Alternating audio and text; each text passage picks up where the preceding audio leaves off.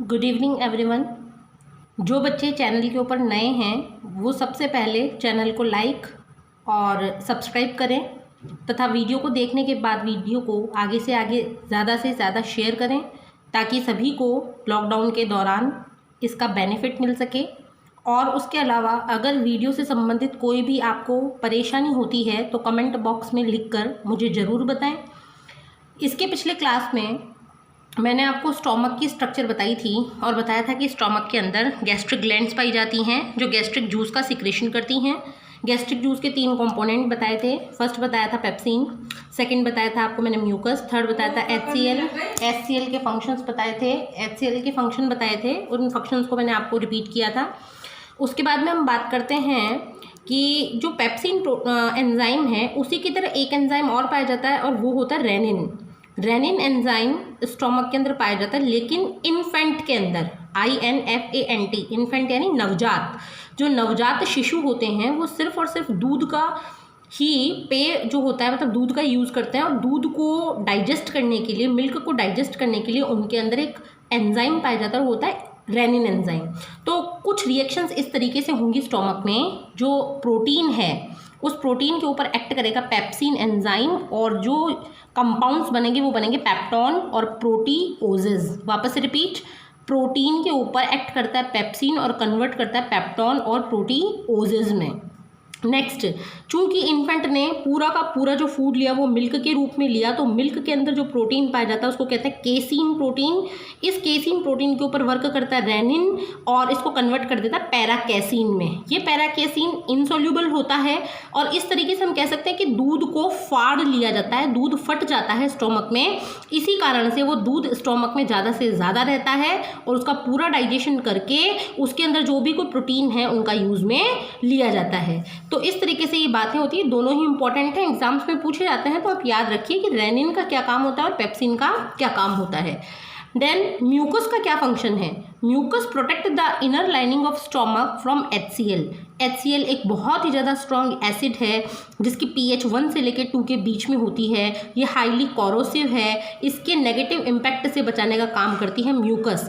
In case हमने काफ़ी देर तक फूड नहीं खाया, पेट खाली है, तो HCl का सिक्रेशन तो हो रहा है और वो HCl का सिक्रेशन हमारे स्टोमक के ऊपर नेगेटिव इफेक्ट डालेगा और वो रूप जो हमें दिखाई देगा, वो बीमारी जो होगी वो होगी acidity.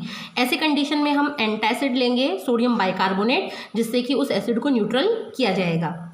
In stomach the food stay for 1 to 6 hours. हमारे स्टोमक के अंदर फूड का जो स्टे होता है वो 1 से 6 घंटे तक होता है और माउथ के अंदर जब हमने फूड को चबाया था तो वो एक गोलियों के रूप में आ गया था, लुगदी के रूप में आ गया था। उस लुगदी को हमने बोला था बोलस और ये बोलस जैसे ही 6 घंटे तक स्टोमक में रहता है तो वो कन्वर्ट हो जाता है काइम में। ये फूड के फॉर्म है कि जब फूड माउथ में होता है तो कहलाता है बोलस और जब स्टोमक में आता है तो कहलाता है काइम। काइम के अंदर वाटर मिला हुआ होता है, glucose, alcohol and drugs and some mineral are absorb in the stomach. ये कंपटीशन के एग्जाम के क्वेश्चन है कि स्टोमक में किन किन चीज़ों का एब्जॉर्प्शन होता है। कुछ पानी का, ग्लूकोज का, बहुत ज़्यादा एल्कोहल का और ड्रग्स यानी दवाइयों का, और मिनरल्स का जो एब्जॉर्प्शन होता है वो होता है स्टोमक के अंदर। उसके बाद में नोट की बात करते हैं, excessive secretion of gastric juices specially HCl cause corrosion in the wall of the stomach to form peptic ulcers caused by the Helicobacter pylori. ये 9th क्लास का क्वेश्चन है। 9th क्लास में आपने डिजीज हाउ टू इल या disease वाला जो chapter पढ़ा था, उस डिजीज वाले चैप्टर में आपने देखा था कि पेप्टिक अल्सर के ऊपर एक पूरा का पूरा पैराग्राफ शो किया हुआ था। तो उस पेप्टिक अल्सर में क्या होता है बच्चों कि गैस्ट्रिक जूस के अंदर ज़्यादा हाईली अमाउंट में HCl बनने के कारण हमारे स्टोमक की जो वाल होती है वो बहुत ही ज़्यादा रप्चर हो जाती है और हमारे स्टोमक की वाल में घाव बनते हैं। अल्सर का मतलब होता है घाव, वुंड, और वो वुंड जो बनते हैं उस बीमारी को हमने कहा पेप्टिक अल्सर। ये होता है एक बैक्टीरिया के कारण। उस बैक्टीरिया का नाम आपको इंपॉर्टेंट करना है, हेलिकोबैक्टर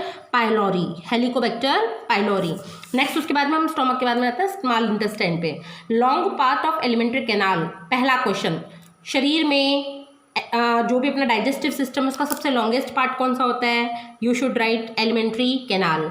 स्मॉल इंटेस्टाइन, आप स्मॉल इंटेस्टाइन के भी अंदर कौन सा होता है? तो small intestine. Small intestine longer in herbivore and shorter in carnivore. इसके ऊपर 2 नंबर का बड़ा प्रश्न बनता है कि स्मॉल इंटेस्टाइन लंबी किस में होती है और छोटी किस में होती है। तो यहाँ से आप क्वेश्चन का आंसर लिखेंगे कि लॉन्गर तो होती है हार्बीवोर में और शॉर्टर होती है कार्निवोर में। रीज़न क्या है, हार्बीवोर हमेशा सेलुलोज वाला फूड लेते हैं, तो सेलुलोज को डाइजेस्ट करने में बहुत ही ज़्यादा टाइम लगता है, इसीलिए जो स्मॉल इंटेस्टाइन है वो बहुत ज़्यादा लॉन्ग होती है। In human it's about 6 metre, human के अंदर ये लगभग 6 मीटर की हो सकती है। Major digestion and absorption takes place here, जितना भी ज़्यादा मैक्सिमम डाइजेशन होगा, एब्जॉर्प्शन होगा, वो यहीं पर होगा। It receive secretion of pancreas and liver, ये कहाँ कहाँ से सीक्रेशन प्राप्त करेगी, पेनक्रियाज से, तो इसमें आएगा पेनक्रियाटिक जूस, और लीवर से आएगा इसमें बाइल जूस। और इंटेस्टाइन की जो सेल्स हैं वो खुद भी एक जूस का निर्माण करेंगी और वो जूस कहलाएगा सक्कस एंटेरिकस। ये नाम याद कीजिएगा, इंटेस्टाइन का जो जूस बनता है वो जूस कहलाता है succus entericus.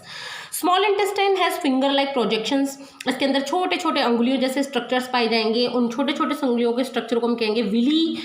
Increase the surface area, ये विली क्या करता है, 1 नंबर का क्वेश्चन आता है यहाँ से कि विली का फंक्शन लिखो, तो आप सीधा लिखोगे increase the surface area for absorption of digested food, यानी कि क्या करता है, एब्जॉर्प्शन के लिए सरफेस एरिया को बढ़ा लेता है। स्मॉल इंटेस्टाइन के 3 पार्ट हम डिवाइड करके पढ़ेंगे। पहला पार्ट होता है ड्यूडेनम, दूसरा नाम होता है जेजुनम, तीसरा नाम होता है इलियम। तीनों नाम इंपॉर्टेंट है। हिपैटो पेनक्रियाटिक डक्ट, नाम समझिए, हिपैटो यानी लीवर, पेनक्रियाटिक यानी पेनक्रियाज। लिवर और पेनक्रियाज से आने वाली जो डक्ट है वो 2 प्रकार के सीक्रेशन डालेगी ड्यूडेनम में। पहला तो डालेगी बाइल जो लीवर से आएगा, दूसरा होगा पेनक्रियाटिक जूस जो पेनक्रियाज से आएगा, और डाला किस में जाएगा, ड्यूडेनम में। बाइल क्या होता है, येलोविश होता है, येलो कलर का, हल्का हल्का ग्रीन, एल्कलाइन, जिसकी pH 7 के ऊपर होती है।